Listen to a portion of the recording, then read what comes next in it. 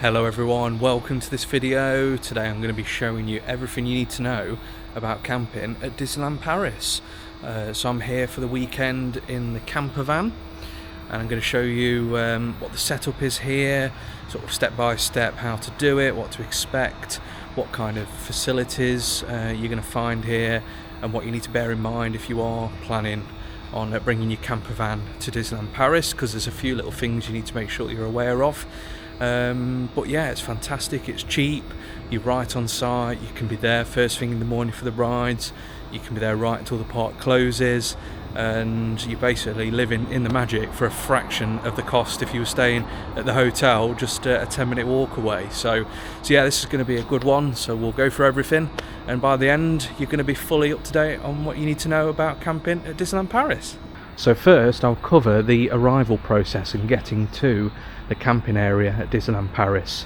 So you're going to want to set your sat-nav for the parking lot, and just make sure you head into the right location, the toll booth, and not just the parking lot, because it will try and take you to some crazy destinations. So here's just a bit of a shot on Google Maps where you need to set your map to arrive at the correct location. So just follow the roads and you'll see the prices here. So we're not looking at a standard day parking, we're looking at the campervan parking. So pricing wise, it's €40 per night for standard parking in the parking lot, and it's €15 if you've got a annual pass. So a really good rate, good saving there if you've got your annual pass. So just €15 per night with annual pass, €40 per night without. So make your way to the toll plaza, and when you approach, I believe it's got some kind of number plate recognition system, and it will know what type of vehicle you're in and charge you accordingly. So when I pulled up, it recognised I was in a campervan, initially popped up on the screen of €40 per night to pay as you go in, but I scanned my annual pass with the QR code and that brought it down to €15. So it's just really important when you're pulling up, you'll be given a slip with a QR code, so keep hold of that, because that's assigned to you, so you can go in and out the car park as you want. So once you've paid, the barrier will lift, and you just follow the signs around to the bus and camper area. So you want the far right lane of the three, so head into that lane and just follow it all the way round, and you'll pass the area where you split to go into regular car parking, but you want to carry on all the way to the end, because you'll see there's a dedicated area for campervans. So follow the road and you'll head to a roundabout, and you're going to want to take the third exit, so you come in all the way back round on yourself, and it's well signposted, and you'll see there's another barrier that as you approach it'll automatically open as it's linked to your registration plate now, and then you head inside the car park and camping section. So as you head inside, you'll see a big open area. It's just full of campervans, and it's quite spacious really. There's plenty of areas where you can go if you want. If you're willing to walk, it's a bit quieter, or if you want to be as close to the pathway into the park as possible, so it's a little bit more congested, but loads of space, and you can park wherever you want, so there's no need to be directed in. You can move around as you wish if you want to change spots, but once you've found your ideal spot, just pull up and park up. Easy as that. So next we'll cover what the actual area is, because it isn't a campsite per se, because there's very few facilities. So it's just essentially an area of the very large Disneyland car park that's fenced off to be used only by camping vehicles. So there's no power hookup, there's no sort of raw waste facilities for your toilet, there's no water, so it is essentially just a car park. So there are some bins, recycling, so you can dispose of all your trash and rubbish, so you're covered in that sense. But in this section of the car park, that's all it is. So it's very important that if you come in, that you're aware that you're not going to be able to hook up to power in your van or vehicle. There's not going to be anywhere to pour your waste away, and you're not going to be able to top up your water from I guess a mains tap, and there's no toilets next to the car park as well, so you have to start making your way towards the entrance of the park. So it's about a 5-minute excursion down to get to the toilet. That's your closest one. There is sort of like a drinking fountain, so I guess you could fill up water through there or from the taps in the toilets, but certainly like a traditional campsite there isn't any sort of facilities that you'd normally expect. So with power, just ensure that you're fully topped up with your recreation battery, that you've got power banks, etc. And whilst I've been staying here, I've been out for a drive in the van just to sort of top up the power, just to power the fridge. But there's a few sort of trade-offs in the fact that you're missing some of those sort of key normal camping facilities, but for the fact it's cheap and you're on Disney property, which is fantastic. For me, for short stays, it far outweighs having those facilities, really. Another key thing as well is that you're under these canopies, so these are actually solar panels, so it's fantastic I'm staying in July and it's topping nearly 30 degrees Celsius, so it's extremely hot, but under these canopies it's keeping things nice and cool. And equally, in poorer weather, in rain, it's going to keep you dry. And I've seen sort of campers out with their tables and chairs and canopies and stuff, so that's all going to stay dry and well looked after under these. And with this being a solar site, there's obviously some equipment to facilitate that, and when I first arrived I parked near one of these sort of things and it emits quite a loud buzzing sound, so I was quite concerned initially, thinking, oh goodness, it's going to be difficult to sleep next to this. But it appears that only sort of makes the noise during the daytime, I think when the solar equipment's in use, because when I came back sort of later in the evening it was completely silent, so that's nothing to worry about really. And in terms of what vehicles can park here, so it's quite a wide variety of camping type vehicles, so from your sort of full size traditional camper vans, sort of your transits, even large like Winnebago type things, all the way through to sort of cars with tent boxes on the top. So really, if you're wanting to stay overnight in the car park, as long as you've got the proper facilities, any vehicles allowed in. I believe if you're in a car, you will just need to specify that this is the part of the car park you're going to be going to, so that the number plate system might just send you through standard parking, and you'll encounter issues when leaving later on. So the camping section's completely fenced off, so there's a couple of little entry routes. It's quite nice that it sort of stops regular vehicles coming in and out. Obviously you've got the barriers at the entrance and exit, so no other vehicles can get in the evening. It's only those that are camping.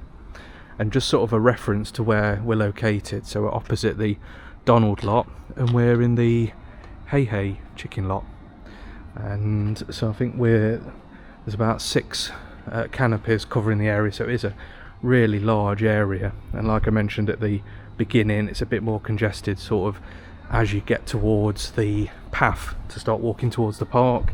It's obviously a bit more desirable because it saves some steps, but you are sort of right next to other vans, so if you want a bit of privacy, I'd recommend, like you saw at the beginning where I was parked, it's barely any vans, it's a bit quieter.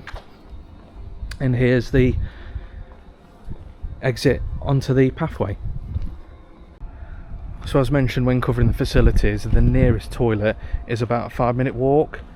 So you leave the Hey section and you're walking straight down towards where if you were parking normally, getting onto the travelators and heading into the park. So it's not too onerous, it's not too far. Sort of found in the morning, you get up first thing, just sort of have a wander over, and it's pretty quiet.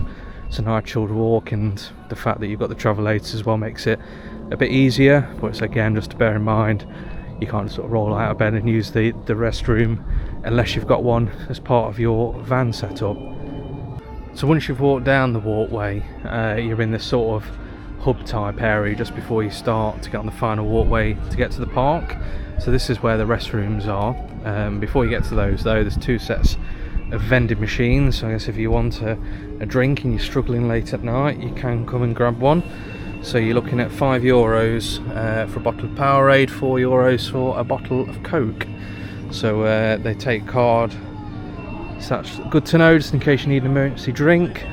This is where you'll find the animal care centre too, so if you bring in a dog or a pet, etc. as part of your trip, there's facilities there. And then this is where you'll find your restrooms and drinking water from the fountain.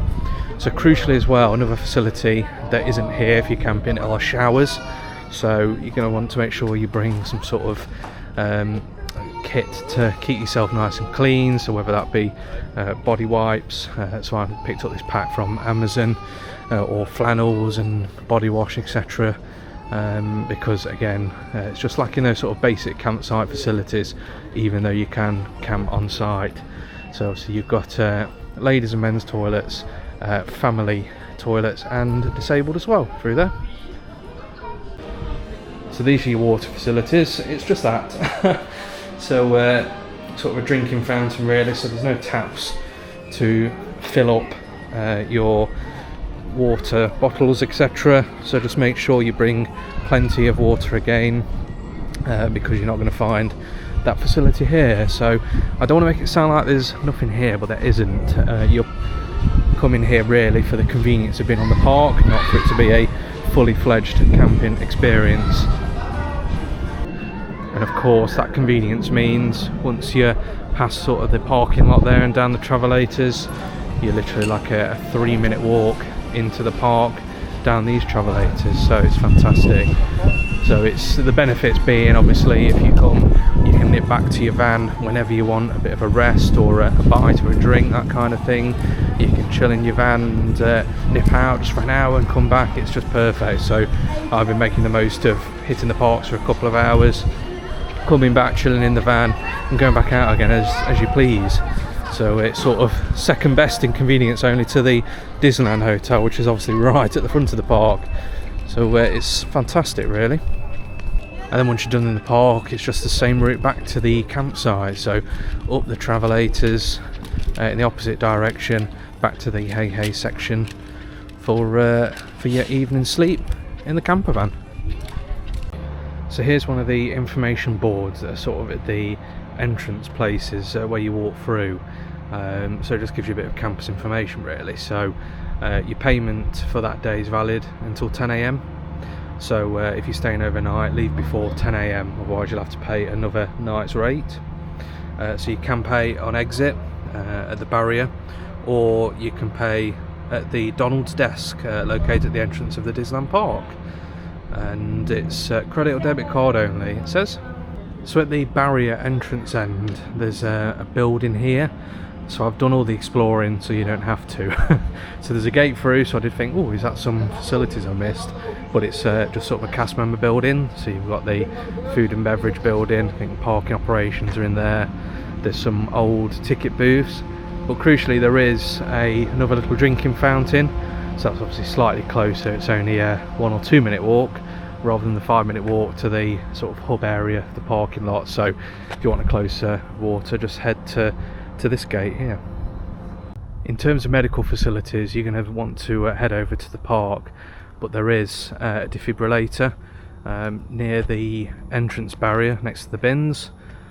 So just look out for the sort of solar panel green thing if you, heaven forbid, need one, or if you just happen to see the prices of some of the food in the park, head over here.